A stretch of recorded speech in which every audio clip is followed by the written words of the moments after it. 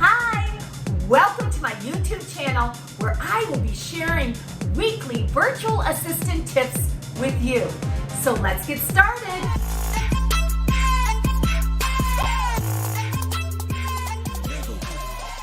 I'm Kristin Stampini. I started with virtual assistants about 8 or 9 years ago in my first business because I couldn't afford to go any other route, and I knew to grow my business I was going to need an assistant. So what did I do? I said, wow, let me look into hiring a virtual assistant that is skilled but also would be affordable for me to grow my business. I knew my business really couldn't grow any bigger without assistant help, but I didn't have the money to put into the business through assistants. So I hired a virtual assistant. How did I figure out what a virtual assistant should be doing for me? Well, what I did is I wrote down every single day what I did during my 12 hours or 14 hours a day of working. I wrote everything down for an entire week in detail of all the things that I did, and then after I went back and literally looked at all the details over that week of the things that I was doing and figuring out the money productive things that I personally really needed to do, but then figured out the things that an actual assistant could do that I really didn't need to do as a business owner. So I circled all the things that an assistant could do for me. And that's basically how I started with my first virtual assistant and what their duties were. So the first virtual assistant was really somebody who could do a lot of different things. And I basically hired through a company because it was easier for me. I knew that the company could probably find better skilled people. I really didn't know the hiring process. So I used a company to actually hire my virtual assistants, and I was really happy that I did, because anytime the virtual assistant wasn't working out for me, they would replace that virtual assistant for free. So did they actually train the virtual assistant? They did definitely some minor training on basic things. Okay, so for example, like creative things. Being in real estate, and that's one of the businesses that I own today, and that's where I started with the virtual assistant. Being in real estate, there was so many different things and so many different hats that I needed to wear that I knew that the virtual assistant could help me with things like inputting new listings into the MLS. They could help me with taking the contract to close process and making sure that, you know, the contracts had everything, all the I's dotted and the T's crossed. Now, of course, I'm responsible, so I always made sure at the end that it was done right, but I had them doing a lot of the things that I didn't need to do, so I could be out there bringing on new business, new clients. The other thing that they could do is they could do any creative work. So I wasn't that great at creative work. They could make flyers, they could do postcards, they could actually read my emails, tell me which ones I needed to get back to. They could do any type of logos, help me work on my website.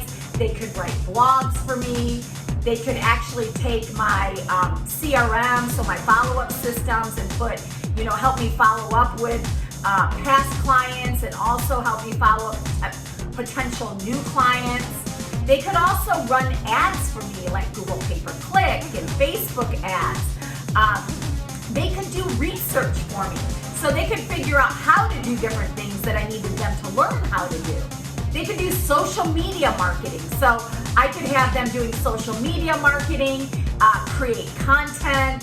They could also make sure that I was putting content out everywhere. They could market my listings. Okay, I wanted to make sure I was standing out amongst other realtors, so marketing my listings different was important. They could also help me with marketing my open houses. They could help me do any type of social media, marketing, creative work, blogging, websites. They could also go into my CRM, like I said, to follow up. Okay, send out weekly reports to buyers, weekly reports to sellers, hot list things that the creative virtual assistant can do. They could take videos like this and edit them like they did. Okay, so they can do that. They can help with your SEO. So they can take your videos, they can take your keywords, they can run ads, they can retarget ads for you, working on the website. So all of that is like one creative virtual assistant. Then you have somebody who needs to be more detailed, and that type of virtual assistant is different.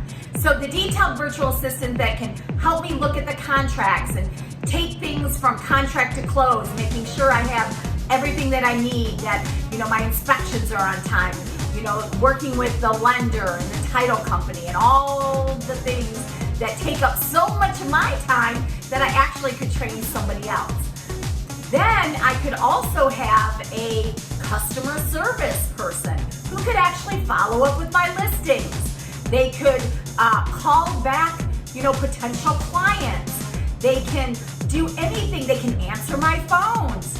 They can give realtors, you know, different information. Now, I have to make sure if they aren't licensed that they're only giving what, depending on what state, you know, that they're only giving information that they can give, but they can give some information, okay? They can make sure they're setting up showings, you know, again, following up showings, putting together reports. There's so many things that virtual assistants can do for you, and that's just real estate. I'm going to talk about other businesses because we own now 5 different businesses. So they work on our different businesses. As an entrepreneur and business owner, they work in all of them.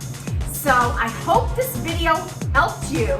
If you want a list of anything that I talked about, definitely comment below, reach out to us. Follow the YouTube channel. We are going to be posting new information on virtual assistant tips every single week for you. Join me, hit the bell icon and subscribe button. Thanks for joining me today with virtual assistant tips.